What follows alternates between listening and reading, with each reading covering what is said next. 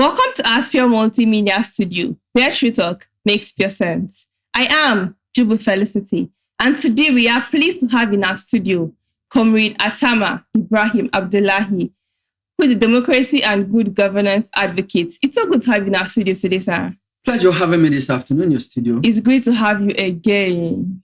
So as 2027 draws nearer, agitations from different aspirants is becoming more clearer. What would you recommend for aspirants and their supporters in this period? Thank you very much for that question. I think before I made any recommendation, let's digress a bit and take a cursory look at happenings politically in the state. You see, agitation has been as long as humanity itself. When you talk about politics and agitation, then it's not politics at all. But you see, politics is what and about what and for what. Politics is just like governance. It's about the people. And the people involved are still the people, So when you talked about agitation, now let's narrow our issue to Nasarawa State, and then look at various, constituency and probably local government. Right. Agitation as for 2027. Who are agitating? The people. Agitation for who? For few among the people, right? For what? For value addition. Sure. Which is governance. You see, every individual constitutionally has the right to vote and be voted for. Every individual equally has the right not to even vote if you feel like not voting. In fact, agitation equally is a constitutional matter. It's a constitutional right. Everybody has the right to agitate. You see, from, good governance to security and what have you, to lacks of, dividends of democracy and what have you. People keep agitating. So agitation is not wrong, but when you take this agitation wrongly, that is when people start complaining. Why is this agitation this? Why is it this? But so long as policy is concerned, let there be politics of civility. Whatever politics we are playing, let it be civil. See, you find out that Party A, Party B, Party C agitate differently. Whereas some feel that, the only means of agitation should be issue-based. The argument, their campaigns, and what have you should be issue-based.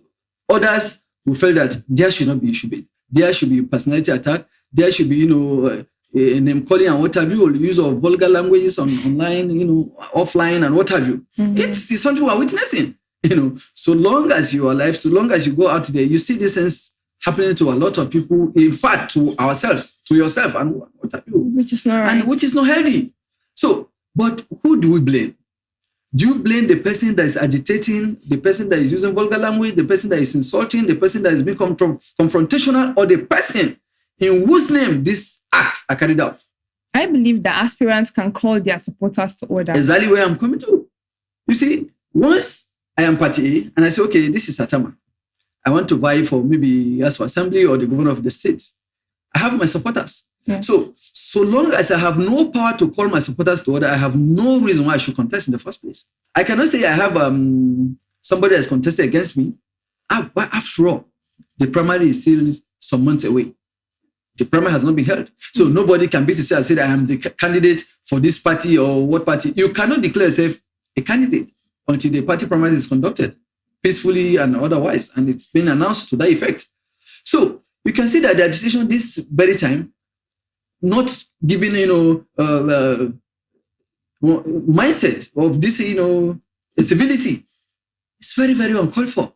You cannot say you are supporting me and you are there outside there insulting the other opponent or opposition parties and what have you. It's not healthy. Politics should not be taken that far.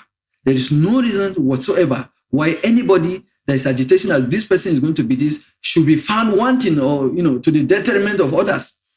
Where your right to agitation stop, another person's own right begins from there. As far as I'm concerned, whoever it is that is a candidate or an aspirant contest for any position should be able to call his words to order. So you've been here before. We've spoken to you on this topic as a close follower of the Barayan movement. What are your observations on the recent visit to Keana? That's the Barayan movement.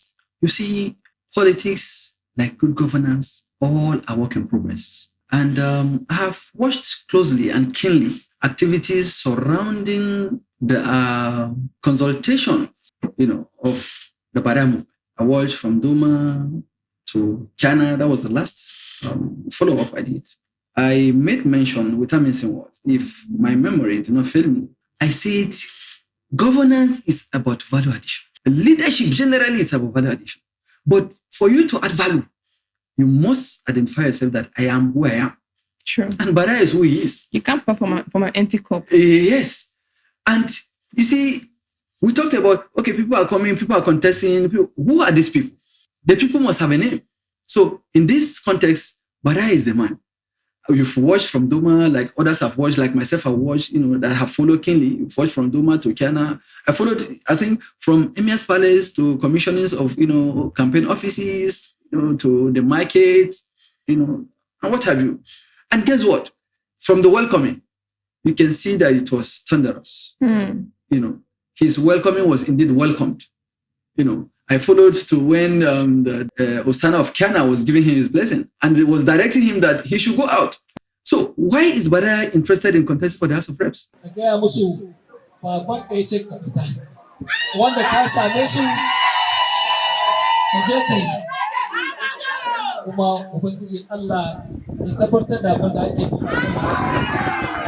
It is because, one, the man on the mantle of leadership as of today, which is Abubakar Nasarawa, has performed extremely well, absolutely well. That he felt that if he's given room or if he's moving from where he is now, I think he can do better.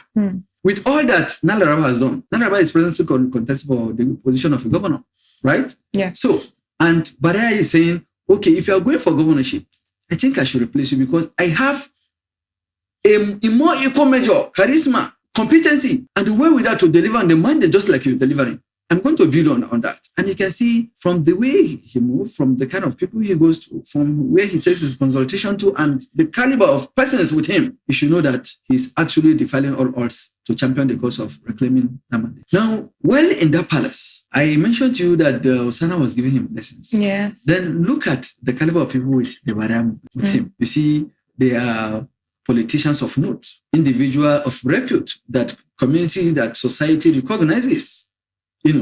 And they are well respected. They are not just respected, but command good followership. Then from there, you see, he went and had a town hall meeting equally. What was the town hall meeting all about? Telling the people, this is my aspiration. This is what I will bring to the table. If I am elected, this is what I will do for you people. This is how I'm going to go about it. It's not just about, elect me to become your reps. No, it's about let's work together. Let this thing be our project. It is people-centered. It is not few selected centered. It is people-centered. That is what I read about his, manifestos, his consultation, and what I do. And I must say, without missing word, he's getting it right. That is the way to go.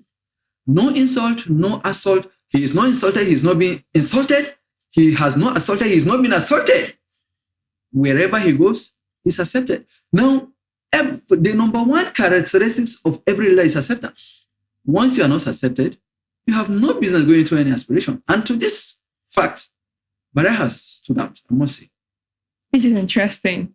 And I heard he has a mantra, which he says everywhere he goes. No insult, no fight, no confrontation.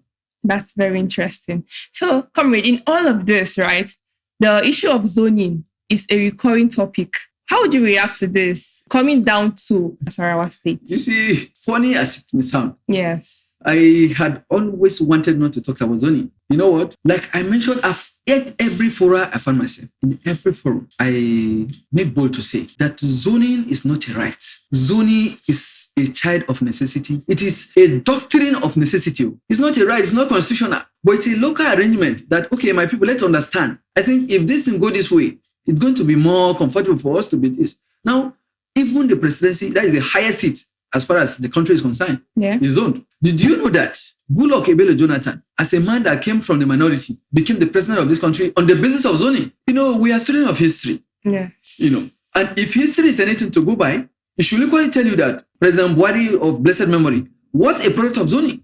And the present president of Nigeria, Asiwaju Bola Ahmed Tinubu, is a product of zoning. Just imagine the context without zoning, what will have happened? Yes. Now let's narrow it down now to Nasarawa State. Abdullah Ademu was the first civilian governor from Nasarawa State, right? Yeah.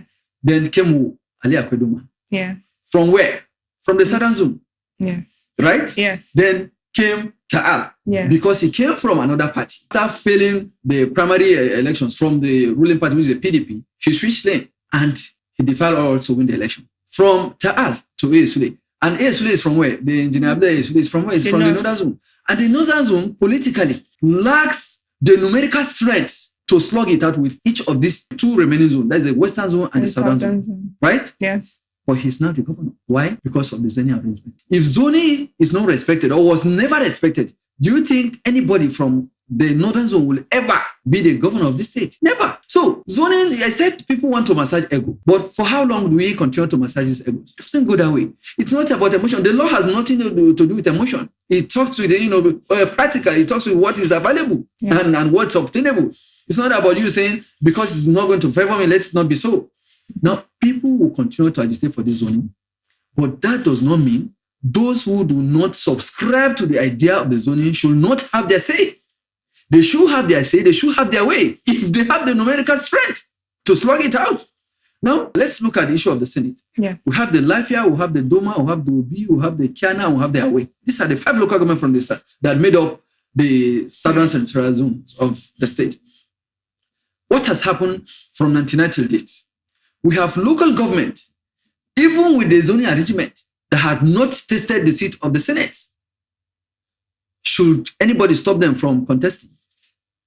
Should anybody cry for now? Because nobody, out of these 5 local government, 2 have tasted, 3 have not tasted, or 3 have tasted and 2 have not tasted. And it stop anybody from, contesting or vying. Yeah. Now, coming down to the reps, Away Doma Keana, you see, Nasarawa is still an incumbent. Right? Yeah. And if all things be equal, like economics will say, ceteris paribus. Yeah. She will vacate the seat because he's vying for, the house or, the position of the governorship.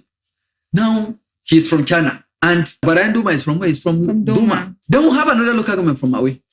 Right? Yeah. Now, in all of these 3, can you mention one? If history is anything to go by, can you mention any local government that have not tasted the seat of the reps? They all have. All have tasted. Yes. But now let me refer you back or walk you down memory lane. Yes. Back to the issue of the Senate. Till this very moment that we're speaking, there are local governments that have not had the chance to be elected into the Senate seats. Till this very moment. So if you are to justify between the two, the Senate and the reps, which will you say is the best? You said absolutely the reps. Since the 3 local governments have tested, fairness, equity, and justice. So when you talked about fairness, equity, and justice, you should be having Away Doma Keana in mind. So the onus lies on the aspirants and, in fact, the critical stakeholders of this particular, House of Representatives. Now, in my last, outings, I made mention. I said the highest negotiator will have the deal. But it now goes beyond just ordinary sentiment of saying it should be my turn to people seeing you, practicalizing it. Show action. Let us go beyond these rhetorics. You sit at the comfort of your own and you said, okay, you now said, I am contesting, and you're anchoring, right? You are contesting. Yes. And I am always going to the people to say, I want this. And you are always in the comfort of your studio saying, I want this. You want it. You think the people will go because they are scared of you. It is on the power of negotiation. How well can you negotiate? How well can you persuade the people to see that this is the value you are bringing in, and convincing them beyond rhetoric that you are going to be the man to actually give what you are actually promising, than the person that just sitting and saying every time he sees me go out, he says this should be his turn. It's not a birthright. It is not a right or a prerogative of a particular local government that this must be here. No. Even if it is zoned to Doma and Doma is silent, Away will take it. That is for Away is serious. So even if it is the birthright of Away and Away is silent, Doma will take it. Guess what? Heaven will not fall. Exactly. This is politics. Yes. So let me make bold to say that beyond rhetoric, beyond this sentiment, beyond this emotion, let's face the reality. This is 21st century politicking. We have gone beyond the era of people sitting and cooking up results and say they are going to announce that. Now it is, what have you got to offer and how convincing has your outing been? So even if you have to offer and you are not convincing people that this is how I'm going to go about it, everybody is enlightened. And you must say, on daily basis, people are enlightened, people are aware, people are informed about happenings, about reality of 21st century. And everybody is ready to take that upfront. So for anybody to feel that, okay, it is my entitlement or it's my right, and you felt you cannot go out to seek the mandate of the people, I bet you're going nowhere. But I'm sure with the outing that I've been witnessing, with the outing that I've been following keenly, he's making waves. And I can only say, let it be sustained. 2027 is still a year plus from now, but it's starting now. It's not for those that wait till the 2027 to kickstart. It's for those who have started even before 2025, even before 2026, even before reaching the 2027. So it's not a battle for just 2027. When we get to 2027, then you come and you say, this is what you want. No, it's a journey of consistency. How consistent have you been? And how at home are the people that you kept going to say you're going to convince them? But people don't forget this. What you are watering today, what you are planting today, what you are nurturing today is what you germinate tomorrow. It's not about you going to plant and say you go back and see. That is why there is dry season, there is rainy season. Rainy season, you care less about watering. But once dry season, you continually, you have to be nurturing it by watering it all the time. And that's what exactly Barayan is doing. Now, if there are 1,001 aspirants for these same reps, I can bet you call one person, you can never call one. The only one person you can call is Barayan. Because he has been the one trending here and there. And you see physically, you read online, you read on Facebook, and what have you. So this is the man.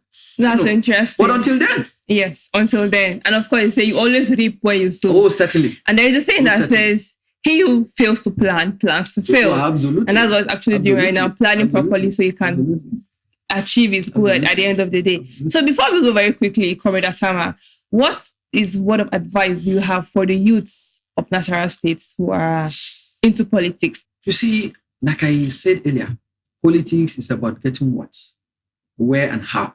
For the fact that it is about getting what, where, and how from who, does not warrant that the youth should become the tool in the hands of whoever is vying for anything. True. We are partner in progress. And we should know that this state remains ours. It has been ours. It's going to be ours. So we must protect this state. We must protect all of us against all odds. Nobody is more equal than any other person. Wherever you go, so long as you are from Nasarawa State, you are from Nasarawa State. You have no another state to say, this is my state, I'm going to. And likewise, the Southern Senatorial Zone, the Western Senatorial Zone, this is your Senatorial Zone. When you talked about Barayan Doma, Keana, this is my House of Representatives. So this is where I cherish, this is where I can call my own. I cannot go to me and say, okay, this is my House of Representatives. No, it's not possible. So if there is any place I'll have to guard judiciously, it's Barayan Doma, Keana. Now, I, of course, have a constituency, which is the State Assembly, Doma South. So if there is any, and Doma North is there. So if there is anywhere I will protect, it should be Doma South. Because tomorrow I may feel like, okay, I'm going to contest and people are going to rally around. This is systematic. You don't say, okay, because it doesn't favor you today, heaven should be let loose. No. You have no right whatsoever to let loose heaven. Heaven will not fall no matter what. But then don't be a tool in the hands of anybody. Do not be sent.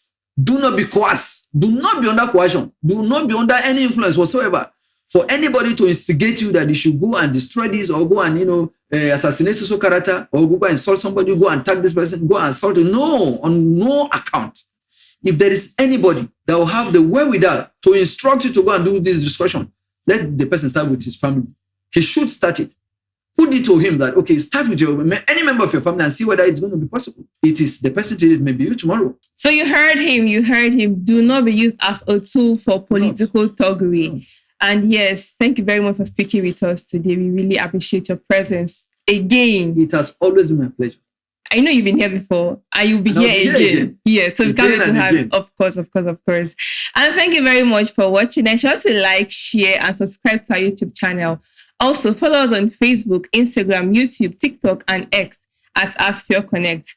I remain Jubu Felicity. Until we come your way again next time, stay tuned to Aspire Multimedia Studio. Produced by Aspire Multimedia Studio. Call us on 081 300 370 31 for your podcast production, event coverage, script writing, photography, jingles, professional voiceovers, and much more. We are located within the premises of Tazu Luxury Hotel and Suites on B1 Lafia.